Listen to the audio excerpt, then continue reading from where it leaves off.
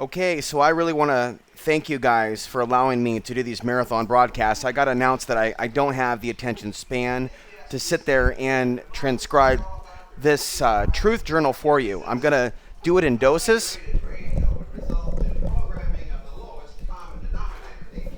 This is an awesome movie. Pump Up the Volume is an awesome movie, and it inspires me. It inspires me to tell it like it is, to talk hard. I'm not a big fan of Christian Slater, but the 80s has some really powerful and awesome sexual energy. You want to talk about sexual healing? You want to talk about awesome martial arts? You want to talk about like awesome cinema? Like the 1980s were the shit, including Wham! 1985. I know. Here, let's just go there. You think I'm nuts?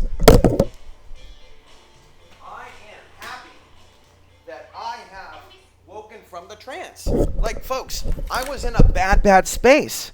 And it's a bit early. Oh, now I remember what I was going to say. Okay. It is a bit early for me to call success on the channel monetization, but just so you know, it's under review. Okay? The channel is being reviewed. So there is a chance, and if this monetization comes back, folks, I'm coming back in black. And while I'm not a fan of clickbait, Sufi Realities is pro-clickbait if it's done for God.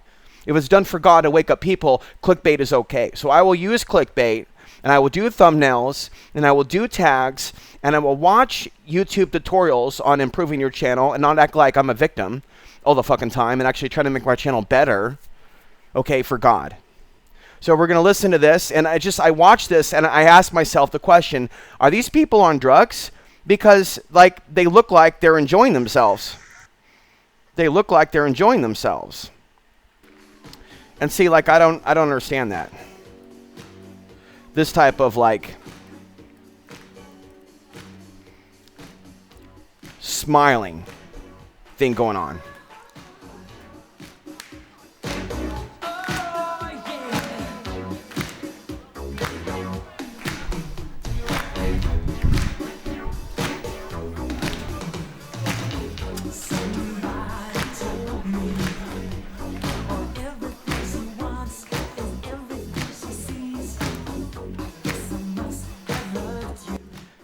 That energy is in the air. That eclipse, that procreative, that standing against evil, that ecstatic energy is in the air. Like 1985. And then we saw massive mafia wars, actually, between 1985 and 1987. The exact time that this song was coming out, men were killing each other in the streets of America. And the A-man was on the way to the pen for kicking in the doors, Mr. T style, to a crack house when they robbed his ass.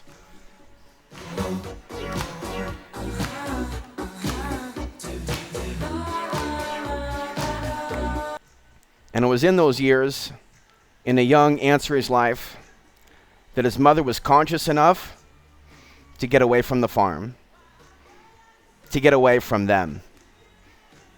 And I'm so sorry she wasn't successful at staying away, but maybe the Lord wanted us back for safety during the turbulent 1980s, in which a lot of kids were molested, a lot of kids were hurt, a lot of people were killed, a lot of people were put away.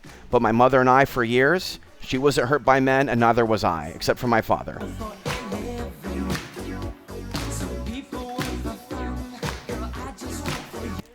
Except for my father.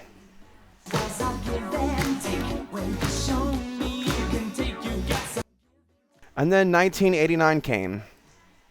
And it wasn't just a period of the Crips and Bloods began to pop up in Portland and the A-man working at clubs. It was a period in which a child that survived a Russian terrorist attack on his family hit me in the heart so intensely with a book that it made the local news in Aurora, fucking Oregon. Alex Ansary was in the paper in Aurora, Oregon for being assaulted by a Russian during the same time period in which his people were killing my fucking people. Folks, you can't make this stuff up.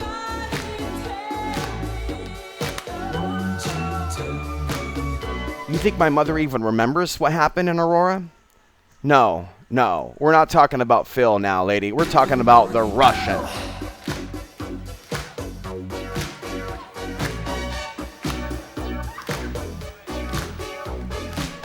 We're talking about the Russian who was in the news. He was in the news, lady, because he held his wife and his child hostage in Woodburn, Oregon. Same Woodburn, Oregon, where y'all left your mom. Same Woodburn, Oregon, where y'all left RuthLewis Nagel, who introduced Alex Ansary to Art Bell's show, not you. You took me to see Carl. You took me to see Carl. And he took us to see the aliens, didn't he?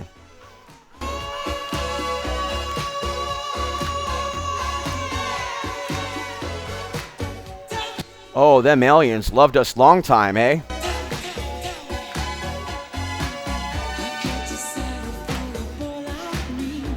Sometimes I wonder if Carl Simonton has repented before Jesus for threatening a young Alex Ansary.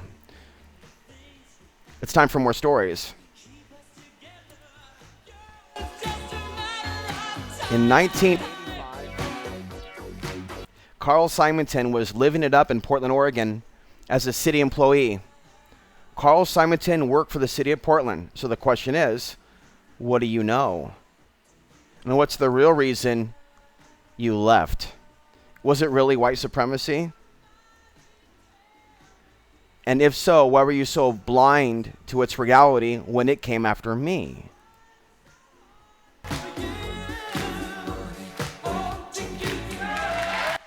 But Carl was awake enough to see through the David Icke deception when David Icke came on my show and was conscious of the fact that David Icke basically took over the show.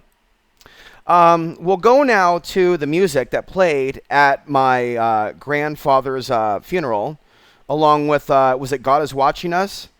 And I'm willing to bet I'm the only man that's talked about Morris Nagel on the internet in a favorable way, and also a critical way for the families of America to understand family curses, generational curses, to stop blaming the brown men that banged your white daughters. Get over it. Your issues are way, way, way deeper than just some immigrants coming over, marrying some white ladies and pumping out a few Alex Ansaries, as terrifying as that makes you about what's coming in Europe.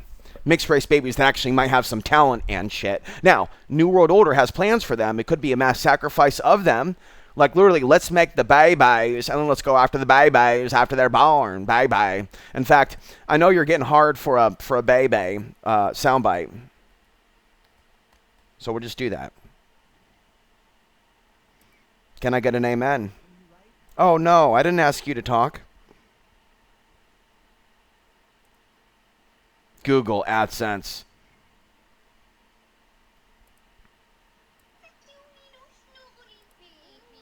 Isn't he gorgeous? Is he gorgeous? Bye-bye. Gorgeous, yes. So very gorgeous. Michael, shut the door. You're letting bugs in.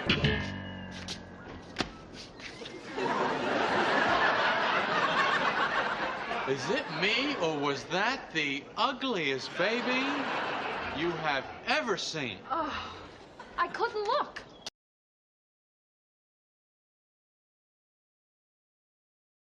There's nothing like having a very strong sexual attraction to a woman and then looking at her baby pictures and going, oh my fucking God, bro. Oh my fucking God. Like, of course that woman's never going to show up again in Facebook because I'm going to assert myself and call out that unconscious behavior. Wow. I never wanted you coming around again to begin with. Like, yeah. Take your compliments and shove it. Okay? People like you treat me like a friggin' bum when I was in Portland, Oregon, and people like you hung out with who? Hung out with who? Hung out with you? Jesse Spomberg. Woman I did the Humpty Dump with literally went to the drunk tards pro-BLM, Antifa, fucktard Jesse Sponberg, who, the one and only Alex Ansary, the one and only Alex Ansary, whose little cousin likes the Jesse Sponberg. How pathetic is that? How pathetic is that? They literally came from a racist family that they're going to have a hard-on for some Antifa guy going, stop killing black people. Hey, Anna Nagel, if you're going to be like into anti-racism, sister, look no further than Alex Ansary if you're looking to heal a little of that white supremacy going on within your genealogy. How about talk to old Bruce about warming up phosphorus in their microwave in the year 2000? Dude was trying to literally make meth with like a microwave oven? Whoa, that's next level. By the way, maybe I didn't love you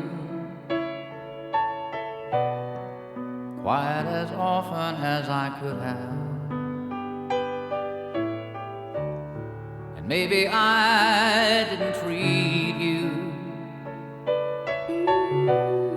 quite as good as I should have. If I made you feel second best, you did. Girl, I'm sorry I was blind. You were always on my mind. he passed her in Solar Maximum. One day after my first recording exposing 9/11, Grandpa said to Alex, when he was abandoned by the A-Man and others, I don't want to leave this planet till you're on the right path. A day after my first recording, he was dead. And this played at his funeral. And I was the only person You're mine. who was sobbing as this played. I was the only person that was sobbing, looking like I was creating a scene.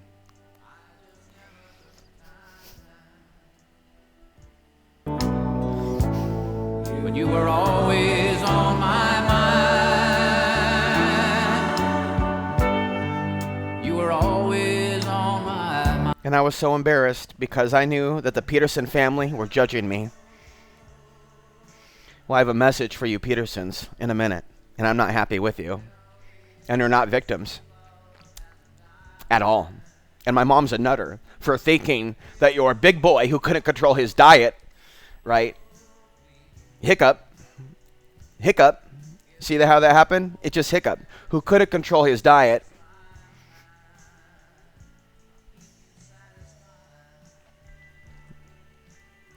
You know, Mom, people do die, but people are also killed. When did you cry for Afghanistan and Iraq, other than Ukraine? We know you cry for Ukraine, and I do too. But you did not for Afghanistan because he hurt you, which is why you did not cry when I was hurt by the white supremacists of your family, which is why you will not hold Bruce accountable, and you are never going to talk to me again. You're never going to hear from me again until you address this with Bruce. I addressed this with Phil. I addressed Phil. Now it's your turn to address what happened with Bruce.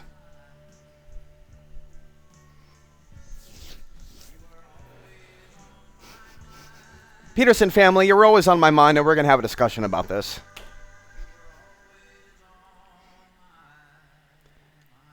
Because I got to be honest with you, I'm not your biggest fan right now.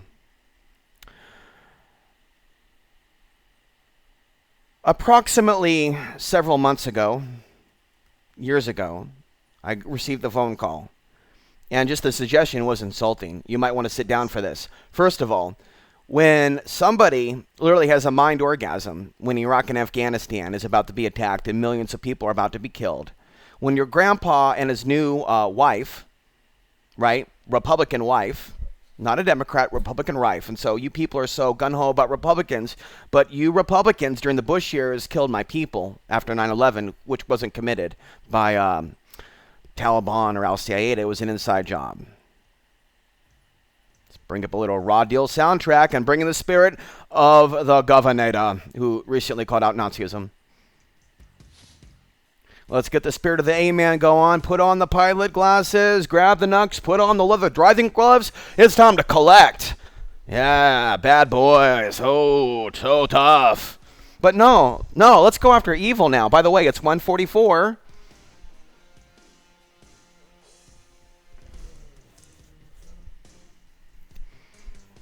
As we look at, it's going to be 1044 in Portland during the totality. Wait. Oh, dear. 1144. Holy shit. It's going to be 144 in Portland during the eclipse. And then Central Time, it'll be 144. Hot damn.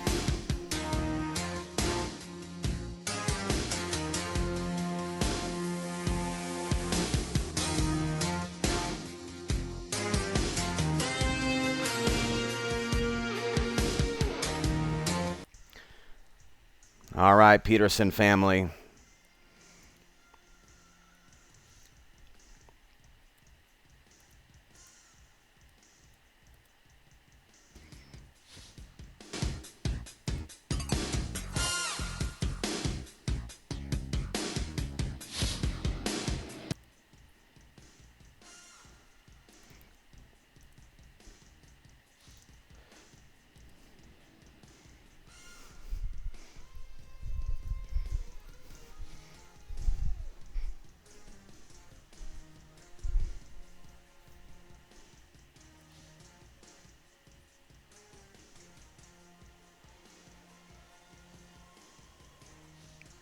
These people look dumber than rocks, man. It's a good image, though. So.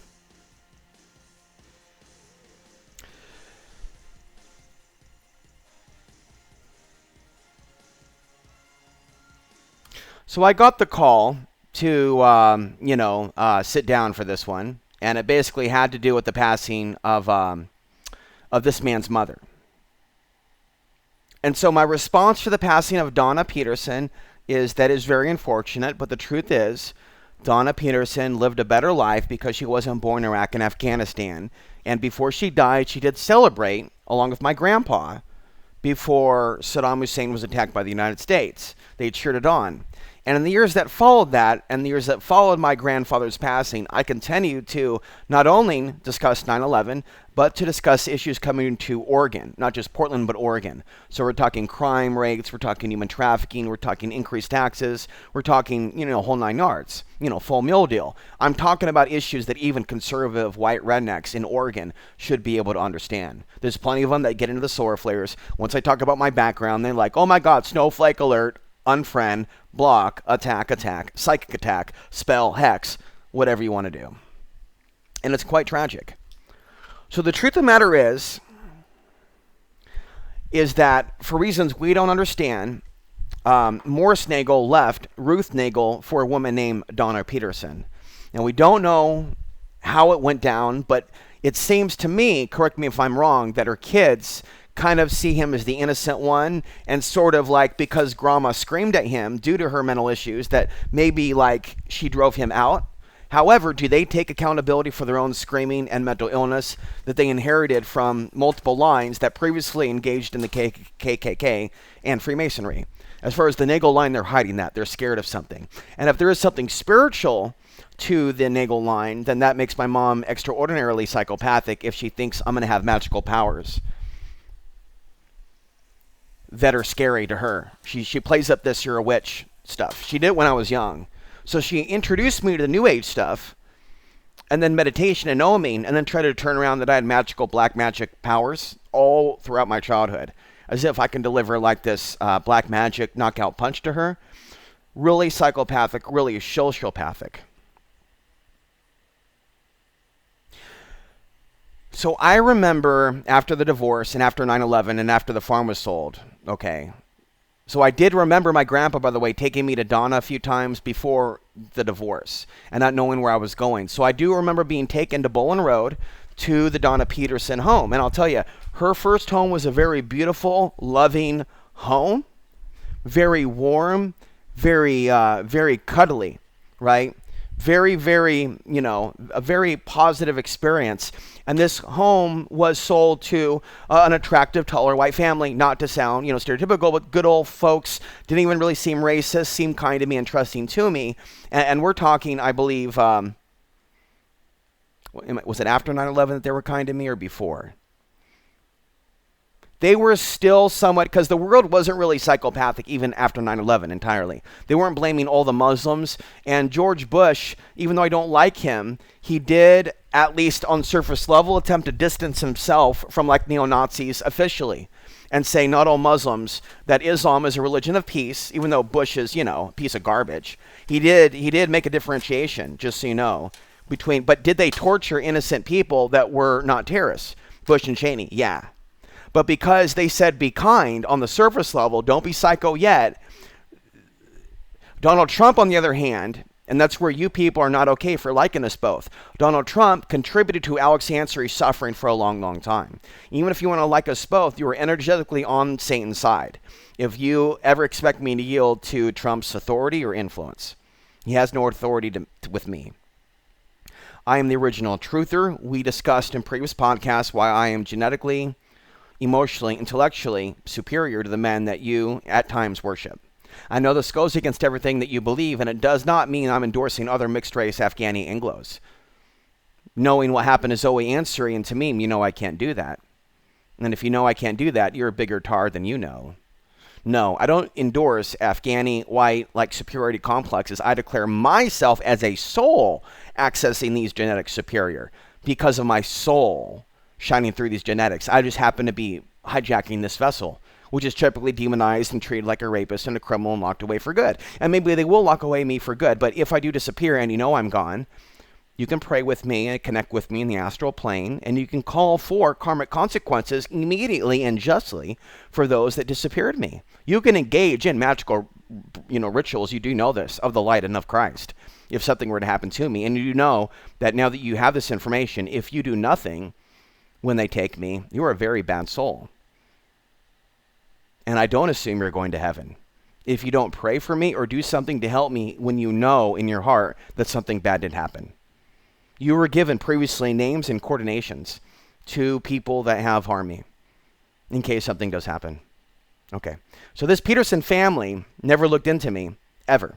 And they are prosperous and they are a military family, meaning their family went overseas and murdered my kind.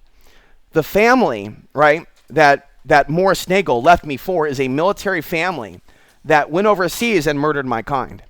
And so when my mother does this whole Donna was a good soul and mind controlled me to say that she's a good soul on paper when she died, and then lied to me and said Donna always liked me or something to continue to cause me distress.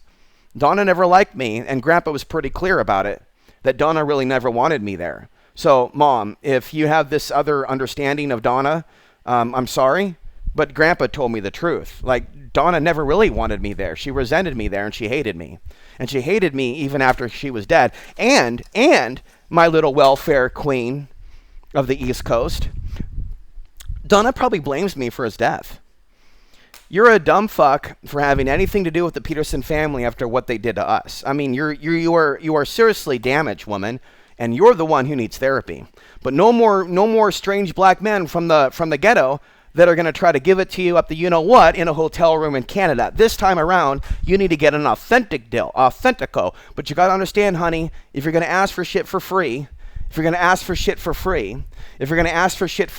whether it be dental or whatnot, don't be surprised when the quality isn't great. You're bad with your money. You sent me a $4 egg a couple years ago that took 30 seconds to consume. You literally burned $40 in front of me that you could have sent me freeze-dried food. You knew I was a prepper. You knew I'm a prepper. You know I'm a prepper, right? You know I believe in survival preparedness. Why would you not take $40 and send me what I want? Why would you ask me what I want when you know I'm a prepper? Do you not know what prepping is? Do you not know what survival items are needed for the apocalypse? This Amazon buying shit from China when you don't even trust China yourself is nuts, lady. It's just absolutely fucking insane. For you to talk about sleeper agents coming from China to assassinate us in America, and then to, like, shit, to literally take a big, like, female poop, niggle poop, on my prophecy of the Chinese invasion, and to not be on the horn right now where shit goes down going, my son is the shit. Declaring it before Christ on the phone now to Phil, to the A-man, to Bruce. I'll leave the A-man out of it. But Bruce and Phil and my dad are evil, wicked men, and the A-man was the only one with enough soul voltage to realize that something foul was happening to you and me. And because the A-man maybe wasn't the nicest guy, and I'm just going to tell you something, and he didn't give me authorization, but bro, the only reason, because he was a good little boy, and black guys beat the crap out of him on 11, but he showed them when he learned martial arts. The only reason for a while he got into the wild side, I think it's time for some music. The only reason he got on the wild side in the 70s is because he was working at a place with his hands. It was steel. In the old Southeast Industrial District in the 70s. And he had a friend there, and his friend had a gambling debt. And they came to collect the gambling debt, and the A-man stopped the mobsters with a steel bar. He knocked every single one of them out, and basically, like, he never talked about this with shame. It was just matter of fact. They came back and they gave him an ultimatum. And you know where the rest of the story goes, don't you?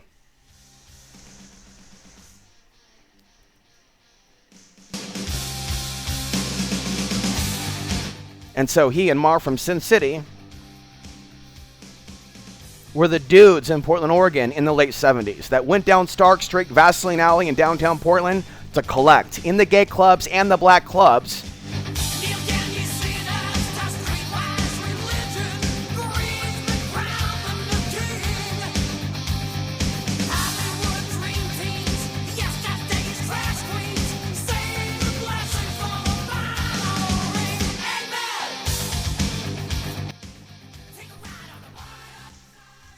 Stories about rolling into a club with a bunch of brothers in it, in which the bartender owes some money, grabs him, and then starts beating the living daylights out of him. Then Marv, as 10 guys get up, shh, nobody fucking move.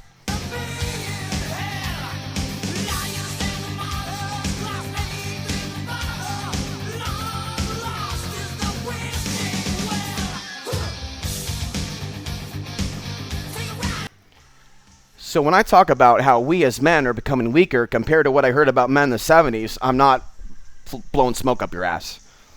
And when I say that women of today's day and age are not good at picking masculine men to defend them, I know what I'm talking about. Just because they have a sex drive and they get off by certain physical displays of what they perceive to be masculinity does not mean that women have a deep, deep intelligence on picking the ultimate fighters and protectors. And if you pick a man that's too aggressive, you might get into fights that might result in you being harmed when they come after him.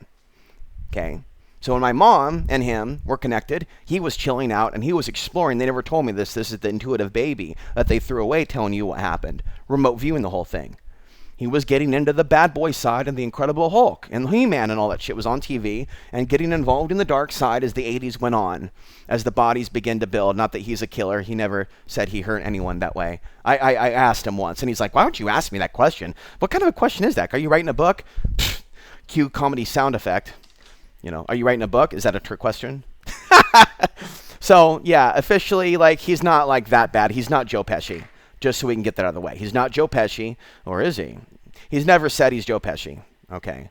He's just an Asian kid that got his ass handed to him when he was a little kid, but he had the fighting spirit, learned how to fight at age 11, and then, you know, bad guys forced him, like some women, I guess, are forced to do some things, and he hung around it for a while. And then he found my mother.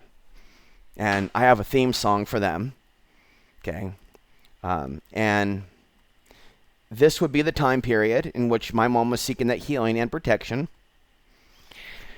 It would be that same time period in which she knocked out those thugs in seconds that followed him and my mom home, or tried to their car from some nightclub in downtown Portland, Oregon, same area in which people are getting killed and shot right now. It's that same area in which thugs, and what was the commonality, folks, between then and then? Folks, faster, you're my students. 2 words, starts with an S, SM, not S&M. No, come on, folks. Solar maximum. Solar maximum. That's the common theme.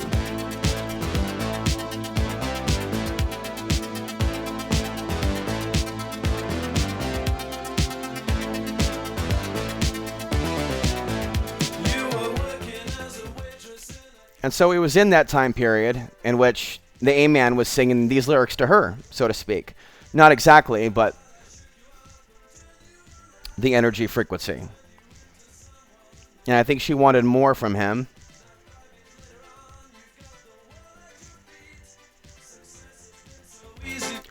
She wanted love from him, not an elusive, fly-by-night James Bond. She wanted the authentic thing, not the fantasy. Don't you want me? You know I can't believe it when I hear that you won't see me. Don't you want me? You know I don't believe you when you say that you don't need me. It's what you're led to find. You think you change your mind? You better change it back or we will both be. And when I was 12 years old, by the way, just to jump forward, there was another song he popped in the car that became another anthem song. You know, because he left our life, because he got deeper into the dark side, and then she left him, and she got spiritual, sort of. And so that's what I was going to say. I appreciate my mom taking me to Seattle in the 80s. And I'm sorry we had to go back, but I guess we were meant to, because horrible things ended up happening to Seattle. Horrible things ended up happening in Portland. Horrible things ended up happening to the A-man after he tried to get his money back from this guy who took 10 grand and put it in a Northeast Portland crack effing house. And so while it's okay for Mr. T, it's okay for the A-team. It's okay for MacGyver. It's okay for Hunter to take action. It's okay for Magnum P.I. to take action. It's okay for Bolo Young to take action. It's okay for Bruce Lee to take action. A-man takes some action. They take his ass away. And the judge says to him, before he goes away, this crazy-ass female judge,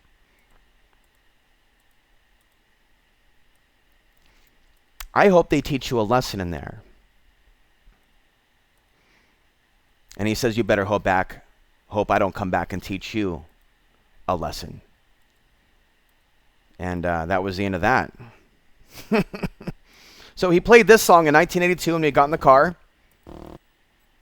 And we were on our way to Excalibur, where he bought me as many comic books as I wanted without realizing that he actually worked hard for his money.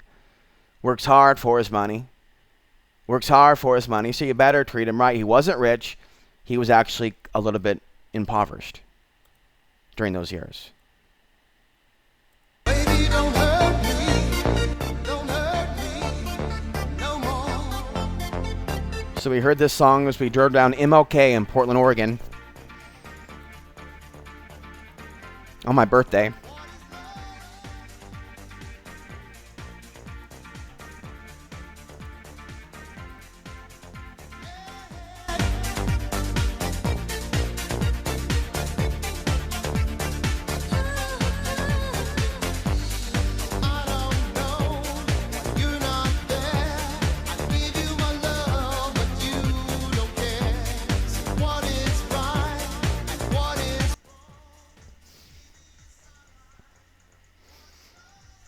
I never felt more safe.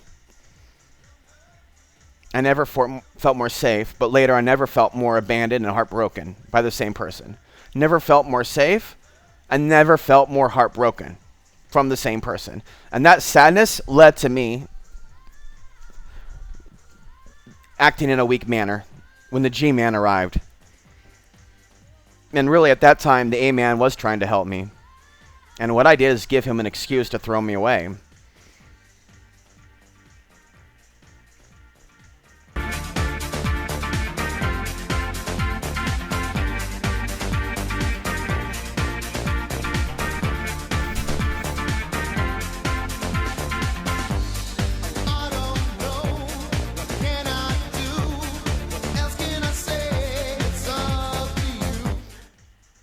All right, so going back to the Peterson family, I remember when I lived in the Pro Court Apartments, and there was a security guard that came by, and he was a military guy, and he was surprised to see me there because I saw him. He was I believe, the wife of Amanda. I don't know if he's still there, but like here he is. I think, what was the time period then? It was 2000, so 9/11 had not even happened yet, and this guy is doing armed security in a apartment complex in downtown Portland. Same apartment, which I would, Okay, so I'm just going to take accountability for it. So is it my fault for allowing Gunnar in my life because I had the fake ID and I bought him alcohol? Okay, I'm sorry. Okay, I allowed myself. I'm at fault for even talking to him, but that's the problem. It's not I should have, not done the drugs. No, I should have never even talked to him to begin with because I knew he was not well to begin with. Watching his behavior, doing chisao, and trying to be dominant to the other kids in the class. He's a troublemaker, pure and simple. And in a better world, people like Gunnar would be in a real rehabilitation facility where they're going to get the help that they need and find God. He never got the help that he needed. So he became a supposed fake recovering gangster. Now, helping people like Mike Bluehair out, who I'm convinced is a wife beater, unless somebody wants to access my email and tell me that they have personal information that Mike Bluehair is a very, very, very, very, very, very good man. Very good man, very loving, loves the light. So good. Not a vampire at all. Doesn't abuse Joyce at all. Joyce like me. Joyce so grateful she met Mike through me. What you think about Joyce, it was almost as if Joyce was looking at me first to see if I was somebody for whatever. But no, I won't give her that benefit of the doubt. She probably saw me as inferior. It's really sad. So many Portlanders sought me out for meetups that later saw nothing of me. It's really quite amazing. Now, Bruce was with a woman named Kendall, and what I know about Kendall is Kendall's dad had... Now, guys, just understand this. I need you guys to know this. Because these people are psychopaths, and my mom didn't warn me, it's not outside the realm of possibility for these people to retaliate against me asserting myself, or anybody else, right? And so just be advised. It's possible that the things that I say could cause bad things if there's not enough of you praying for me that are of the light. Okay, I'm not physically sensing that you have a malicious nature at present, but I attribute that to the eclipse energy. You're feeling what I'm feeling. I'm addressing some of the concerns you've had over the years that you thought I didn't care about to try to heal this rift, strife. We don't need, folks, racial strife between us if I'm going to admit the white side that's within me and denounce any type of attitude that white people are naturally bad because they're white. We're going to nip that shit in the bud. And we're going to heal the damage that occurred to me to even think like that. But if you think that I'm going to back down from criticizing white people for acting like they have programming after 9/11, you're wrong. I will call it out. And you're wrong to be a 9/11 truther and not know if there's racism towards people that are from those regions. I mean, you're a special kind of dumb fuck, Satanist. If you're a 9/11 truther, but you don't think people from those regions should assert their value, there's no other truthers of that bloodline, and you know it, other than me, on a planet of 8 billion. This is why I like it. This might be a simulation that's so intense that you really were not here the whole time, like Gunnar suggested. He may have been brilliant the whole time. In fact, maybe I should just get some fentanyl. Maybe if Gunnar was right. GunnarStanner.com. The website is coming. We are in a simulation. You're not even here. I'm not even here. We're all in the matrix now with electrodes up our ass, giving us static dopamine hits as if we're interacting. It's like we're in the meta universe. You know what I mean?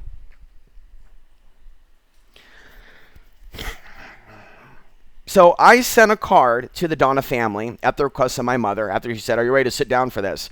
Knowing that she doesn't care about the people of Iraq and Afghanistan. She cares only about Ukraine. Lady, I care about Ukraine, Afghanistan, Iraq, and future white girls that will later be blamed for white supremacy. And so ignoring white supremacy because you fear anti-white attacks and you fear that it will stop your ascension or that it's anti-ascension isn't helping. And you mainstream New Age women are Satanists in my understanding because you don't have love in you. You don't love good men. You like the bad boys a little too much. Like I said, if you really want to do the kinky freaky, You know, maybe there's some advice I can give you, see me after class, but I really don't want to do that. But the way you're going at it is a little too kinky freaky. I think that even if you're into kinky men sexually, the men should be good in their heart, though. They should want to save you. They should want to teach you women's self-defense. They should want to make sure you have mace and that you knew how to use mace in 1985, 1990. There's no excuse for you not to be taken to the park in 1985. You should never be in a state of physical dependency of a man's penis or biceps to be safe. Sometimes I really suspect women that don't teach, well, men and women that don't teach women self-defense. I suspect them at a soul corruption level, at a level that they don't suspect. You understand what I mean by that? Like they don't suspect, is what I'm saying. They don't suspect that they have that level of corruption.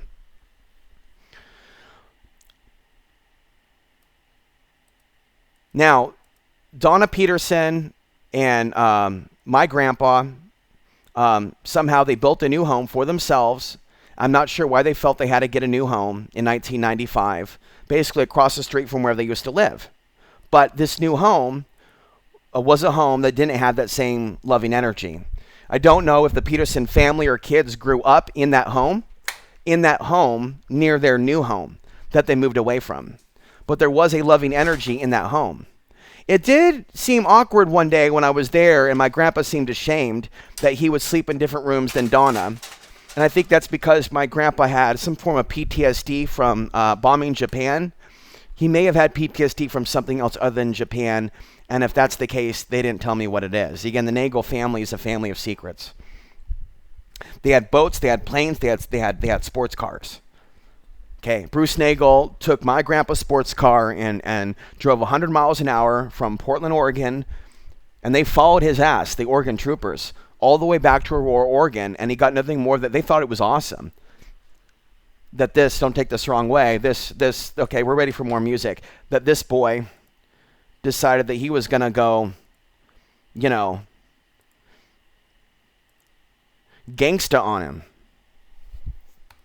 It's just interesting. And so, I'm not sure who he pointed the gun at, but he and that woman, Kendall, from the Oregon coast, here we go, foreigner. He and that woman from the Oregon coast, when they were druggies, they did something to get money back or something, right? I told you I was burned by black guys in Portland, and while you think it's manly maybe to knock people out, you can go to prison for that. And so the issue here, we're playing Dirty White Boy by a foreigner,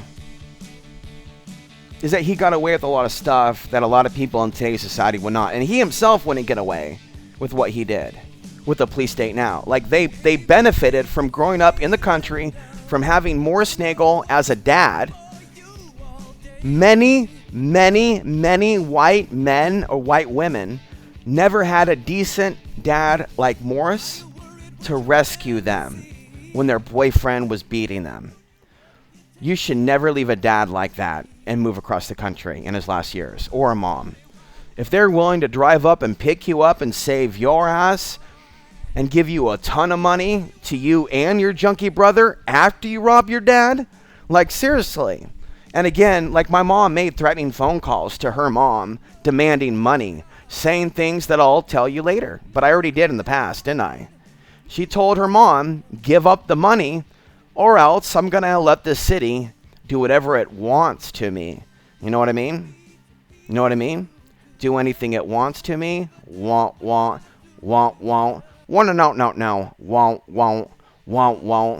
My mother threatened her mother with won't with the earth unless mommy, her mother, gave it up. And we're not just talking about a little bit. We're talking about give it all. Give it. Give me money. You know what? I got a new one for you.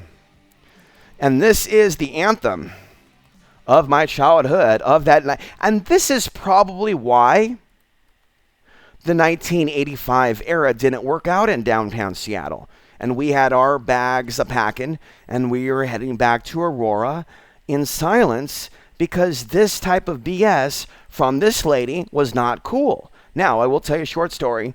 The A-man claims that he was in downtown Portland one day, and this witch, we're talking about the lady you're about to hear, was basically, filming a movie. I think it was Justify My Love. It was filmed in Portland.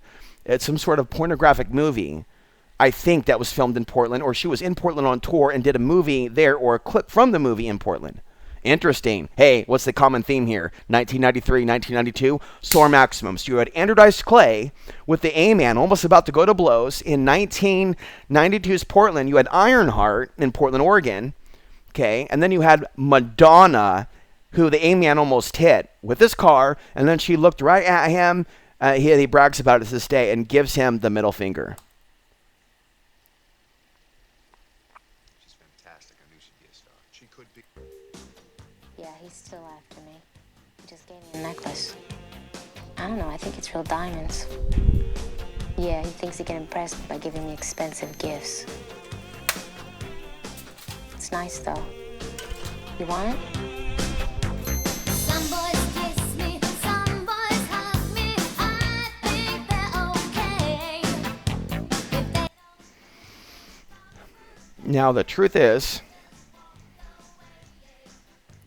advice on girls from the A-Man didn't go further than advice for the type of person that would sing to a song like this. Not an Emily, not a goddess, but a woman that sings the songs like this. These were the women the A-Man sought, even those other than my mother.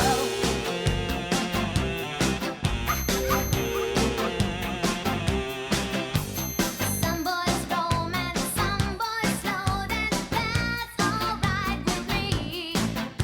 If they can't raise my interest, then I have to let them be. Some boys try and some boys lie, but I don't let them play. No way. Only boys that save their pennies make my rainy day. 'Cause we are living in a material world, and I am a material girl. You know that we are living in a material world, and I am a material girl. Living in a material world, and I am a All right, we're going to now go take a look at this.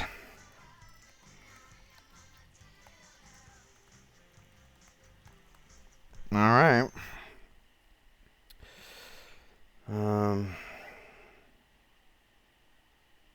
They're showing me a American far right awash with wild conspiracies about the solar eclipse.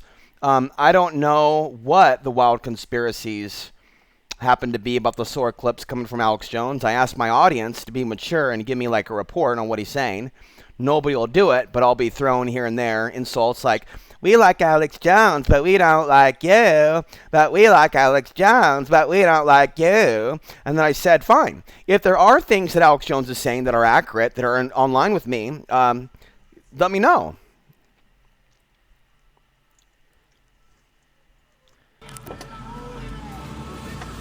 Got this cool lighter in the store. So I already shot video of, but I ran out of tape last time. Going up the hill here, so I'll do it again. Okay. I don't know So who we was are in the in driver's Oregon, seat. And yeah. I don't know who live was on here. the driver's seat, but it might be Adam the Alien. If I don't know if anyone out there is actually following through and trying to connect me with some of these souls, but Adam the Alien out of Canby, Oregon, who he actually has a brother. I was directed there by Aaron. Now I told you about Aaron, the right winger, who acts like he's not that, and he actually sent me in the direction of racist more than once. Not just Tim Pool, and then he would hook up with Gunnar later, which is interesting how a lot of people that backstabbed me became friends. It's not just Gunnar, it's Ryan Mcpherson and John in Costilla. There's actually it's Gunnar, it's Clyde Lewis and Michael Knight and Richard from survivalcenter.com. It's Joyce and Mike, white people there's many, many, many people that that met through me, that met through the guy called Alex Ansary who left him hunted. There really is, it's not racism towards white people, folks, to say that my relationship with modern whites in 2024 is vampirism. It's psychic attack, it's vampirism, it's bearing false witness, it's the police state, it's giving drugs, alcohol. In the real world, white people don't help me. In the physical world, except for a hand less than 5. Okay? There is no male friend that is deep with me in Portland, nor Costilla County, nor the South, nor Florida, nor New York, nor LA, nor... there's 2 in Northern California that watch me that I know of pretty deeply. They don't email me every day, but they're regular viewers. They watch everything. They don't agree with everything. They have different spiritual beliefs than I, but they feel a strong connection to this, and they're not the only people to have a strong connection to my channel out of the Northern California, San Francisco area. I'm totally down for coming there if there's a large group of you. I have a psychic connection going on, folks, with you Northern Cali folks. Okay? It's significant, but I don't know right now of more than 2 of you, but in the past there's been dozens of you. You know what I mean? So what I'm guessing is, and you got to understand why I'm gun shy of you. The energy that I interpret about Northern California is extraterrestrial, it's alien, it's anti-human. You know what I mean? So anytime I hear from some people, especially if some of them are on the dark side, which one man and woman was out of the Oakland area. One out of one part of California, he moved, and then another woman out of Oakland who had some satanic, angry redhead woman energy. She threw me away as soon as I didn't get behind the David Icke 5G theory. I'm sure she's not listening now because she probably thinks that I'm evil. He's one of them. Conspiracy women are some of the first to develop voices in the head from aliens. The aliens hate certain ethnicities. I try to explain this to you, and they're running your sexuality. They can jump in and say, you cannot be attracted to that hybrid man. They can stop you from being sexually active. No, I'm not the only person that says this. Any one of you that's female, they can hit a button from space or Earth and stop your sex drive from seeing something in me, and they do it. And you're like, that's nuts, dude. Who are you calling nuts? The conspiracy theory some of you have is literally right up the anus and then off to left field. You know what I'm saying? Right up the butt and then right off to left field. And you're saying I'm out of line for knowing that they tortured my mother with psychotronic weaponry for bringing me to Earth. You know that, right? You know that it's quite possible that the reason the farm doesn't exist anymore is because everybody came under alien attack because they allowed Ansary a chance. From as well as other family up until when I said that my mother cursed the farm, I didn't finish the story. She visited the farm in 2004, and she heard firsthand that on this farm a man in a wheelchair experienced pain and suffering. And she smiled and she said the following: now we know that nobody enjoyed the farm but us. And she cackled. And that was why I said that she cursed the farm. She smiled knowing that that house has been destroyed. That house on 22025, from what I gather, has been destroyed. They remodeled it. And it looked like shit. And that made my mom happy, that they basically broke up the Nagel energy that was loving and kind. They also had a creepy basement that I don't understand why he didn't properly do it, but there's bad mold energy around that basement. Again, for those that don't know, Bruce Nagel, the early 90s. Bruce Nagel contributed to the cops being called on his dad. But because they're inferior Neanderthals, they don't know how. Let me explain. There was a woman named Della who lived across from us. And Bruce the Tweaker would walk on her roof, going, Della, and they would brag about it. These white supremacists, and my mom laughed, they thought it was funny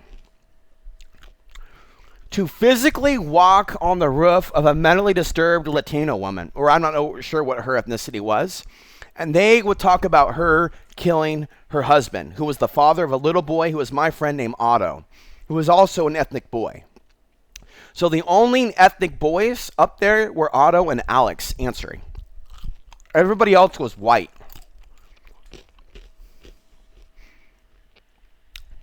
So what happened was a family feud began in the 80s that was like a mafia war. That was so bad that even I took part in the psychological hate. And then Otto was turned against me and bared false witness and said that I tried to burn someone's house down, or their house down, and that I killed kittens.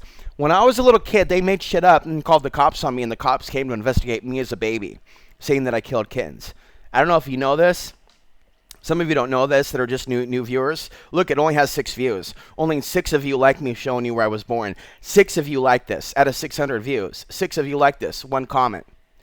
And one of the people that commented also was the girlfriend of the guy in Kansas City, who basically was the reason why I ended up leaving Kansas City for Portland, Oregon. So there are many disturbed white people that are vampires that are in the audience. And so when I call you out for your nature as a lesser evolved form of life, something other than superior, I'm not attacking you for being white. I'm your spiritual guide. I'm your spirit guide. Not spirit animal, but spirit guide. I'm telling you that you're wrong to think that I'm not worthy of jobs or employment, and you're wrong to think that I haven't busted my ass at jobs for years. You're wrong if you think I'm a professional freeloader who sits around all day like, I gave you fucking everything, you fucks, for my own land because I want to be like Grandpa Nagel.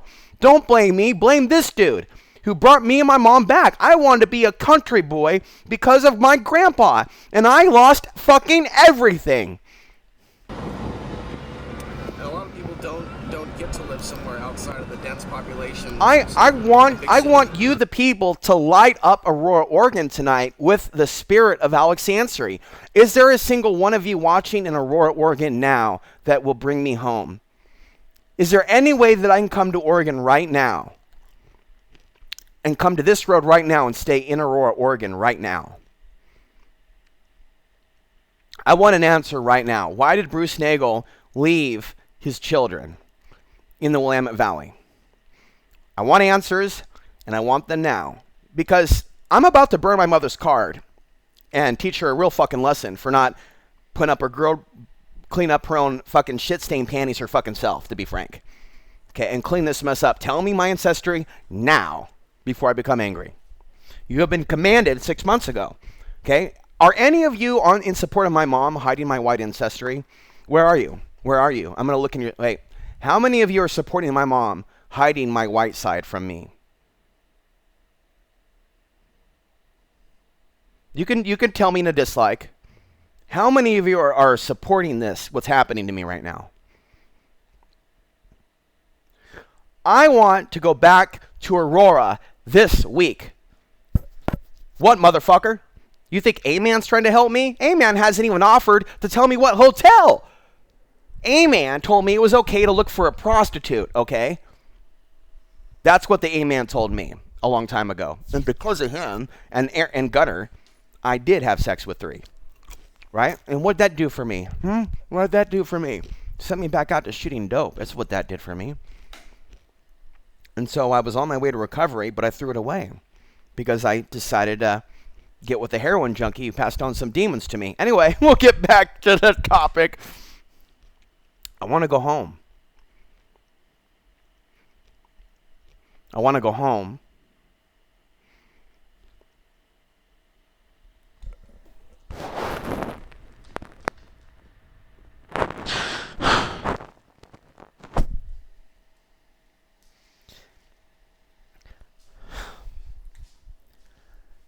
So I wrote them a card, and they never replied to me.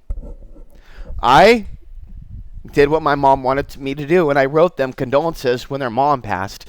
And I said Donna was a good soul without really believing that at all. And I was very angry with Donna when she passed, but I sent her a card before she passed.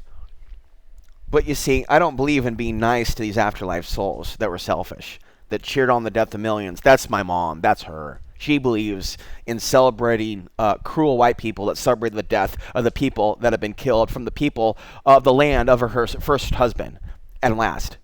She thinks that's fucking normal because he beat her. Folks, and you think it's normal because of 9/11 and weaponized immigration from the mass deportation of what's coming. And you know they're going to fucking take my ass away for being an Ansary. My dad's fucking right that the camps are coming. And you're Satanist for not wanting to protect me. The only person that ever emailed me and said, bro, if the shit's the fan and they're going to take you away, you can come live with me and my husband. Why would a gay black and white man be the only people to offer me shelter if they come for me. So I'm not happy with you, Mom, for telling me to contact the Petersons. They never got back to me. Donna never got back to me. And your baby brother has my book. And I gave it to you before I put my edits in. Right? I gave it to you with the misspellings. I gave you the express copy because I was feeling the moment.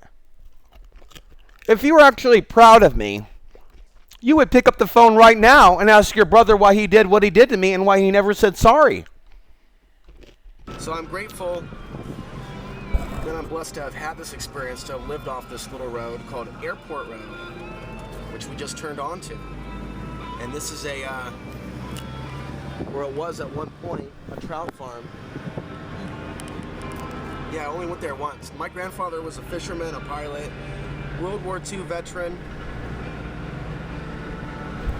carpenter, a lot of things. It would be interesting to talk to him today and ask him his opinions on things, considering that he is a veteran. He was a Bushite. There are many Bushites out here, Bush supporters, because they bought the lie that 9/11 was done from an outside force. But anyways, today I think he would have more questions. Now this is where he had his horses, and it's been turned into a tree farm. Those are filbert trees. And I remember like the machine, the big truck would come through and gather all the hazelnuts. So it's amazing now seeing hazelnuts for like a lot of money in the stores. And I was pretty bored picking up hazelnuts. But So again, class, why did Alex and his mom and everybody lose their shelter? Why did everybody lose their shelter? Why did everybody lose their shelter? Why did Bruce lose his shelter? Why did Phil really go to Alaska? Other than the fact that Morris called him out for making stuff up about Alex.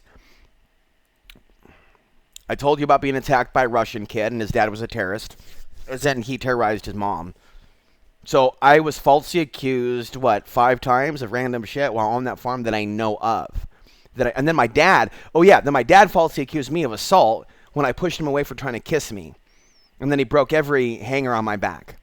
And the A-man did nothing, even though I accept him for doing nothing. He at least made a rude phone call because he told me that he made phone calls, stalking phone calls to my dad, which to me sounds a little racist and hateful, and then I don't support that shit at all. If it's one thing if you're going to, protect my mom and be like Bolo Young and Bruce Lee, it's another to be a racist sack of shit, to call up and make stereotypical jokes with your comic book voice. Tough guy.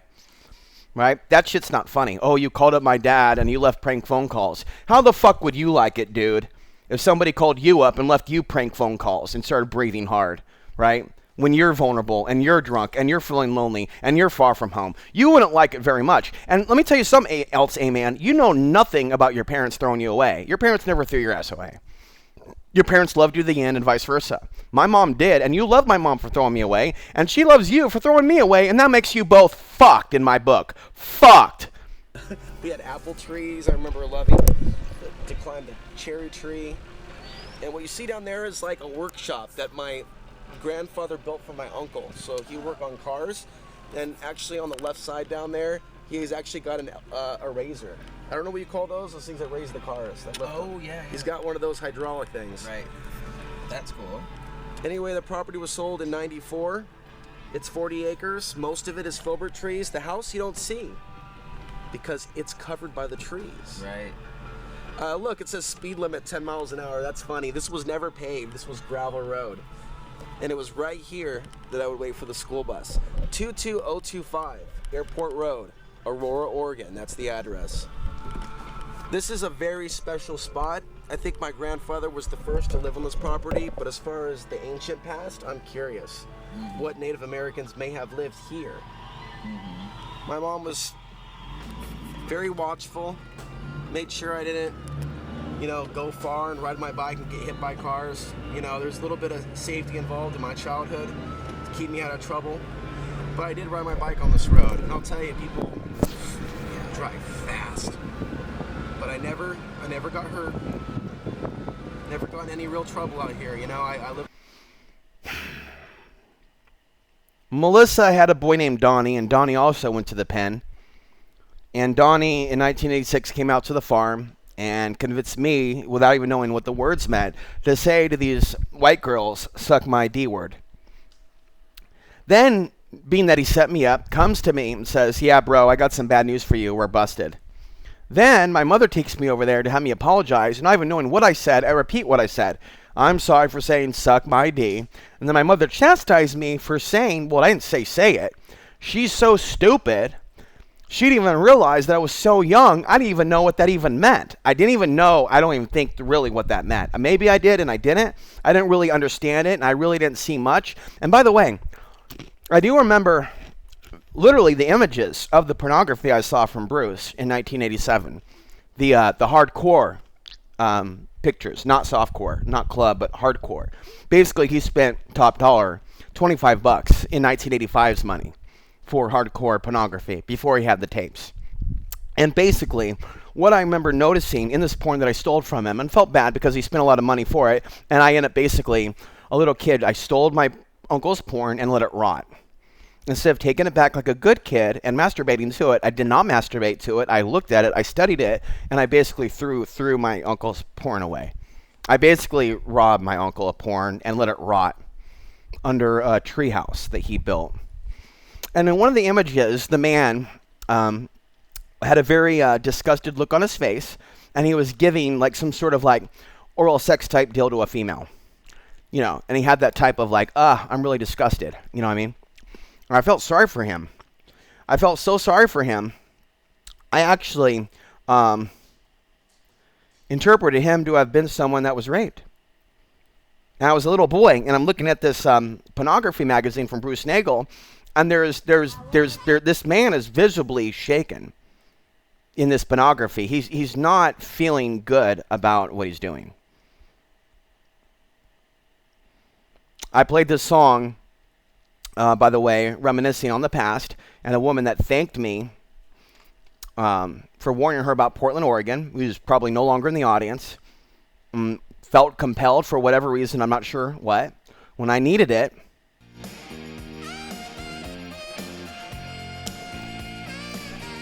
She fired off $700 to me in cash. Shit like that just doesn't happen anymore. That's the past.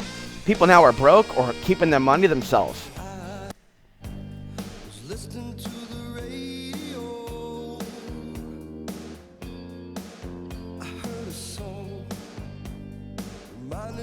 That woman had human empathy for my music picks.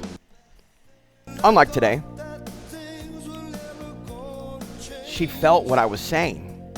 She had compassion. She cared. It was scary, I know.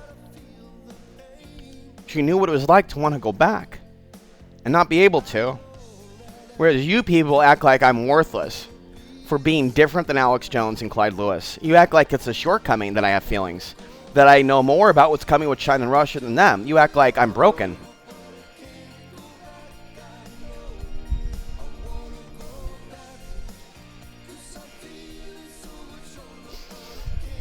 Nobody's ever going to praise the Peterson family in my presence ever again. Those fucking bastards stole my grandpa.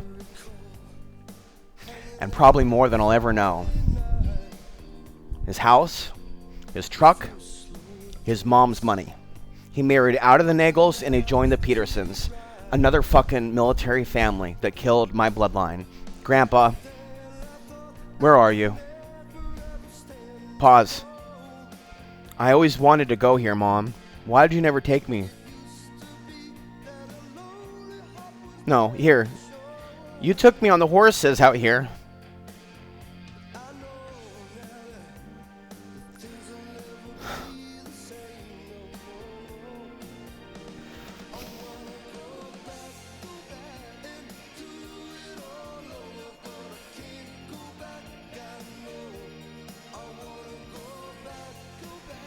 Here, we would walk the horses here.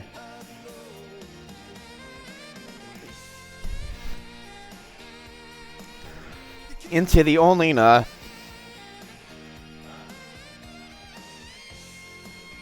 only bit of wilderness left. We had permission to walk on the neighbor's property, and there was some sort of a spiritual community that lived here. And every day we would come by this place. And I always want to know what they were doing.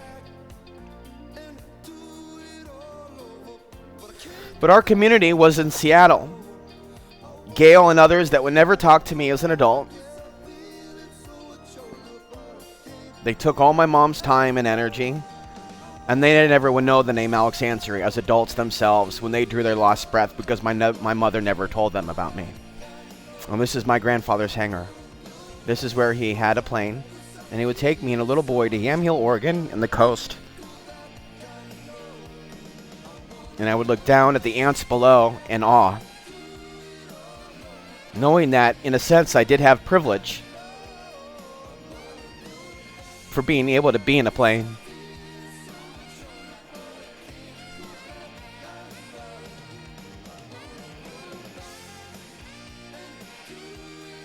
There was weird energy around Columbia helicopters. Anybody of you know about this place? What are they doing here?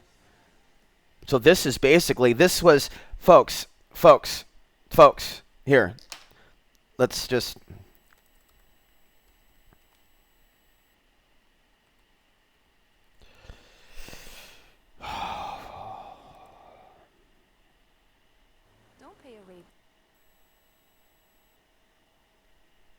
I don't know what happened at Columbia Helicopters. Bruce worked there for a while. And it's amazing how many organizations Bruce ripped off, yet he came from wealth and prosperity. We're talking about copper off telephone poles. Like, you guys get, like, gnarly on me when I talk about, like, the white power concept. Like, you need to understand the Nagel family. Then you'll understand Alex Ansary. Isn't until you understand the Alex Ansary story that you understand Alex Ansary and his conspiracy theories and his deep understanding. You have to develop the muster and the gusto to tolerate my lived experience and understand it. And it's through that lived experience, through understanding who the Nagels are, that you can understand the enslavement and the New World Order. And is the Nagel family line cursed for ancient actions and bombing Japan? And what about other military families? And what about those that have bombed other countries? See, I would have thought the Nagels would have come to respect me for worrying about China, but no. White power, white power. My mother won't give me credit for China. Bruce Nagel won't give me credit for solar flares. And these people are nobodies. These are real welfare kings and queens who lived on daddy's money. And the irony is that I would end up living in exile at the top of the hill in Pagosa Springs, Colorado. At the top of the hill. And Grandpa took me to top of the hill on 99E near downtown Aurora, Oregon. Every day. Not my mom taking me to the top of the hill. Not my dad taking me to the top of the hill. Not the A-man taking me to the top of the hill. But he took me all around Portland. My grandpa took me to the top of the hill. I want to come home, folks. I believe the people of Aurora, Oregon should know Alex Ansary is from there. And that I was assaulted, I was beaten, I was harmed by white and Latino kids at North Marion Elementary School. I never hit these kids. I never did anything to these kids. My mom never went to the school and complained. My mom never gave a fuck. They punched me in the head and tried to knock me the fuck out. Over 5 or 10 times before black thugs in the streets of Portland tried to knock me out. And what did my mother do? Who did my mother call? No one. Ever. Do you think I told my mom I was punched?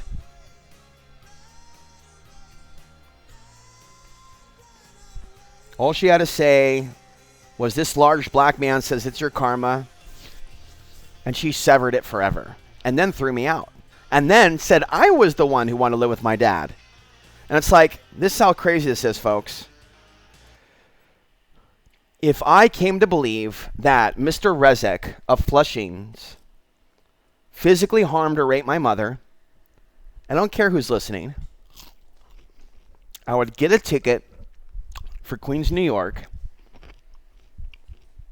and I would teach this man what pain is. My mother doesn't even understand the type of man her son has become since relocating. She's clueless. She's still looking for her little boy. Woman, You already raped your little boy's mind. If you don't want to repent over it, have fucking some alcohol and some strong THC where you live and get over it. Stop acting like things are cool between us. If you're not going to repent of your past actions, you're making me angry with these stupid Hallmark cards for $6. You can take that $6 and get yourself some nutritional food. You know food is important, right? But no, you keep supporting corporations. And it's like, I'm just going to collect all these cards of yours and burn them pretty soon. Because you women are making a mistake. You're waiting for the end of the world to say sorry. You're waiting for the EMP attack to say sorry. You're waiting until the blacks in the streets declare war on white people and white women until you say sorry. And yet you will come to the defense in some cases of black people when you know damn well there are black people that hate your ass. And you dated a black man and possibly had sexual relations with him in a hotel room. And so if I am microchipped, Mom, and the whole audience knows this now because we brought it up over and over and over, if I am chipped, as psychics have told me, you had me chipped. You had me chipped with Carl Simonton when you made the decision to chase aliens when they were tapping people like Carl and getting white women like you. And so it's possible that due to slavery, that Carl's demons and ancestors set you and I up because of slavery. Because of white supremacy and slavery of black people, it's more than likely that Carl Simonton cursed you with demons and set you up for years because you're white and he's black. There was never any compassion from Carl regarding what those black kids did to me. And you're exposed the day you sided with a black man over your son. Okay, so like I said, if you want to write me a letter and say this guy Alan tried to take you out, and you want to, me to take care of house, take cleaning, do some house cleaning, you could have said something. So the chances are that he did something super nefarious may not be guaranteed. You may have just split up. He may not have actually tried to destroy you. But if he did try to destroy you, then you need to pick up the phone and you need to spill the beans so that we all know what happened to you. But if you can't do that, it's possible that you were not harmed by men extremely and that you've actually were spoiled rotten by Morris, who should have whipped you all so severely that you were legitimately sorry for your early life fornication, methamphetamine. And just to make you understand, your baby brother did make many implants into my head, just so you know, that you were some sort of a super carnal person in the 70s. Just to allude that I don't know the real you. Just to let you know that. Just to let you know that Bruce many, many times during the tweaker days would say that I don't know the real you. Okay. The other thing that the audience probably needs to know about Bruce the Tweaker is that I was physically threatened by a violent Samoan who Bruce was feeding methamphetamines to, who was working as a manager in the freezer section or of a warehouse in Wilsonville. Okay. So they thought they were doing me a favor by me working 14-hour days. They were pumping me up full of meth, and I was basically being a bitch boy for this Samoan tweaker. Okay.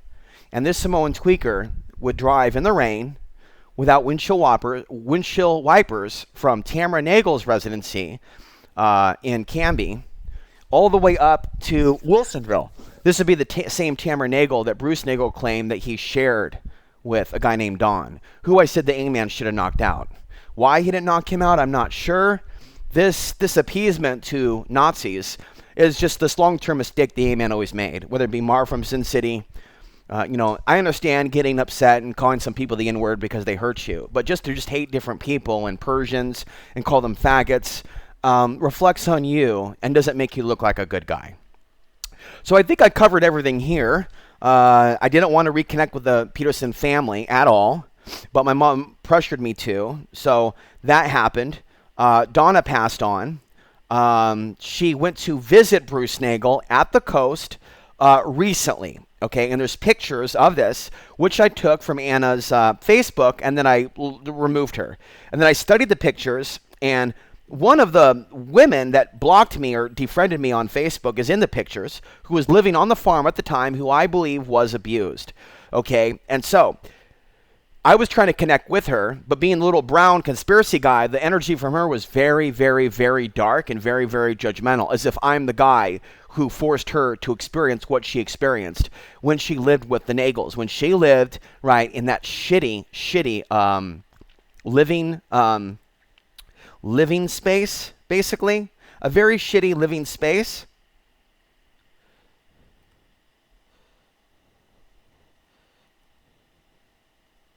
I'm looking for another video. And so I had a feeling that she dealt with or witnessed abuse over there, is what I'm saying. So we lived in a nice house, and she, I'm not going to say her name, lived in poverty, and it wasn't my fault. And so her sister glamorizes Bruce, but it's Bruce's fault that she lived in squalor. It wasn't Alex's fault at all that she went through that crap. Okay?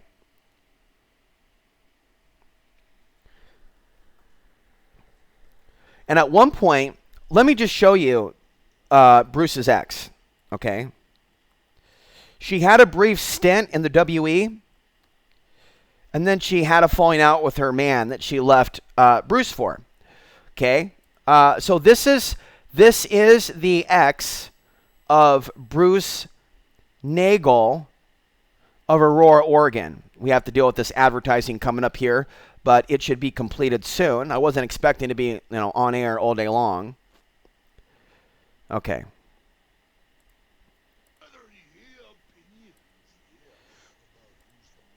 Here is the A-Man, Marv City's old nemesis. Can mean different things to different people, yeah.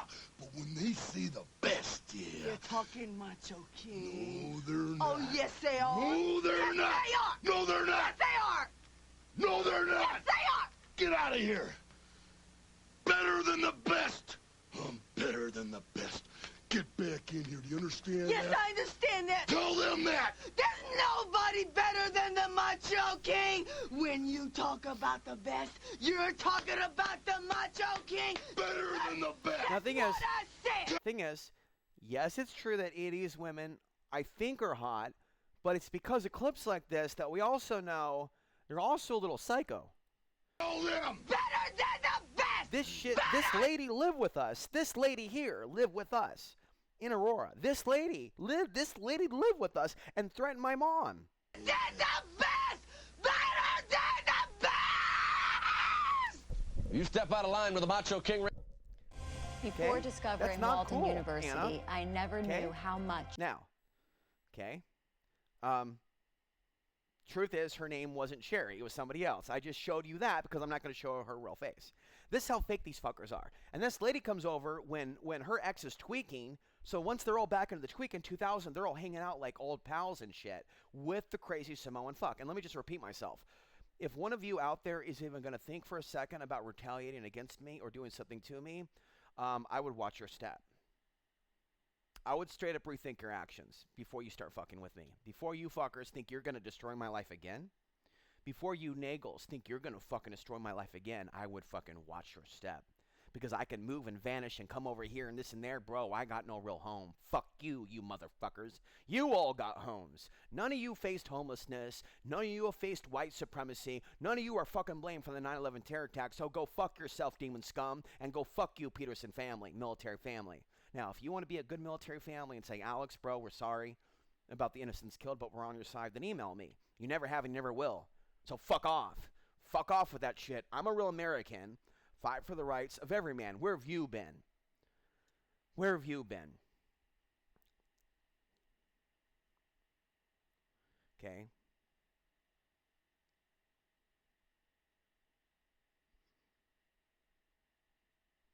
So this man was given a job and has worked at Nagel for Recovering for many, many years.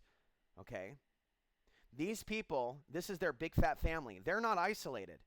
Okay? My mom feels sorry for them. My mom feels sorry for them. My mom feels sorry for them. Okay? These people here, you got nothing to feel sorry about. Okay? You got each other. Okay, my audience is offended. So what? You're white. You got each other. You're not blamed for 9/11. You're not blamed for the Islamic invasion, perceived one. You're just Americans, and you have a right to be here. No one said you have a right to be in Aurora. Oh, now you're the Daniel family. Daniel-san. You don't even give a shit about me.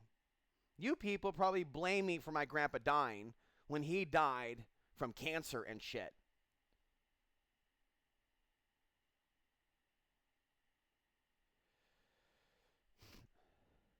I didn't know how much my grandma was heartbroken by my grandpa leaving her. But what I do know is that